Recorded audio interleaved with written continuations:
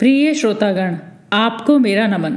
स्वागत है आपका जिंदगी मैं और आप चैनल पर। जिंदगी और मौत का संघर्ष और बीच की कल्पना परिकल्पना, कही अनकही, बहुत सी ऐसी बातें जो जीवन को हिला कर रख देती हैं, जड़ें तक हिलाने की क्षमता रखती है।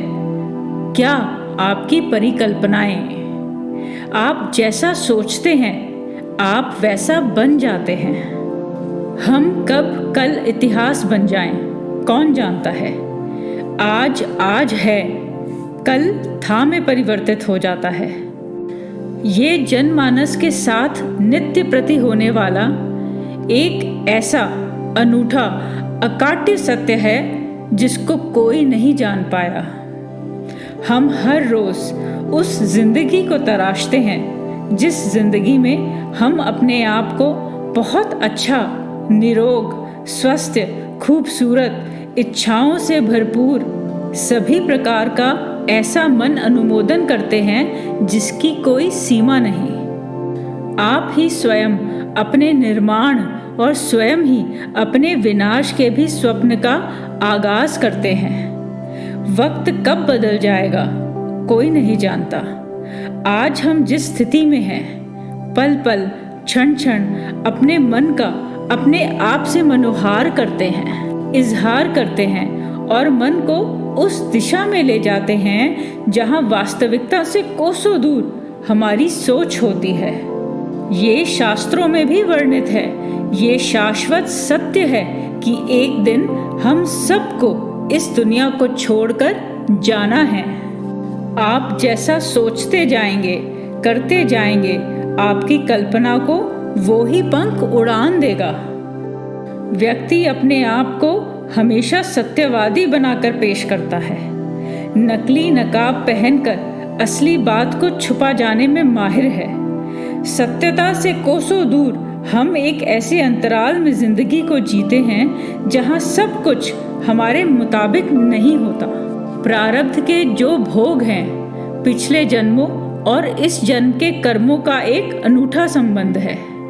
पिछला क्या किया याद नहीं, आज क्या कर रहे हो याद है, लेकिन भूल जाने में भी आप उतने ही माहिर हैं। आंख बंद करने से उस सत्य को आप काट नहीं सकते जो सत्य आप जानते भी हैं, समझते भी हैं, परखते भी हैं, लेकिन मानने को तैयार नहीं होते, क्योंकि हमारी जिज्ञासा, हमारा अहंकार, हमारी वस्तुत शैली, ऐसी जीविशा जो आपको पल भर के लिए ऐसी गोद में बिठा देती है जहां ऐसे हिलोरे हैं, ऐसी थपकी है, ऐसी लोरी है कि आप उसी में ही मस्त रहना पसंद करते हैं। वास्तविकता से बहुत दूर जाकर कब कहाँ क्या हो जाएगा ये केवल ईश्वर जानता है, हम और आप नहीं। जब मन विकारों से परिपूर्ण होता है तो अथाह वेदना के समंदर में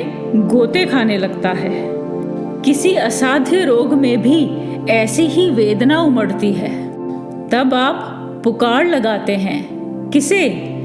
ईश्वर को। आप क्षमा प्रार्थना करते हैं, हमसे कोई जाने अनजाने भूल हुई हो तो हमें माफ कर दें। विडंबना यह है कि असाध्य रोग आपके स्वयं के बनाए हुए हैं। क्या ये जानते हैं आप? मन को खोल कर देखिए, ये असाध्य रोग आपकी कुंठाएं हैं, आपका तनाव है। आप हर पल ऐसी जिंदगी जिए हैं जो नकारात्मक थी। आपकी नकारात्मक सोच ही आपके सामने इस रूप में प्रस्तुत हुई है। इस बात को लेकर फिर संदेह क्यों, रोना क्यों, भावुक क्यों? मन की पीड़ा को शरीर ने ही ग्रहण कर लिया, तो उत्पात जब मचा तो उसमें इतना क्यों शोर किया?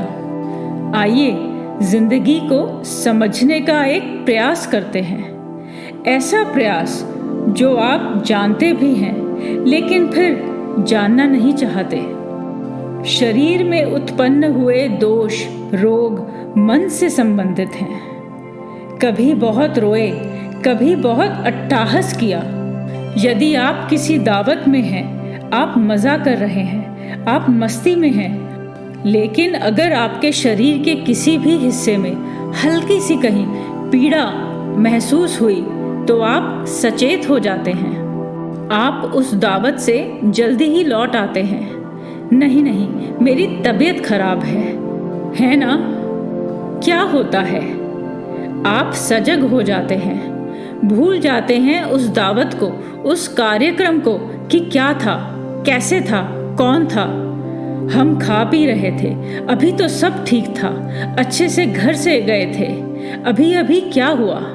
बाजू में दर्द हुआ तो आदमी अचानक जागृत अवस्था में ये सोचता है, अगर मुझे ये हो गया, मुझे वो हो गया।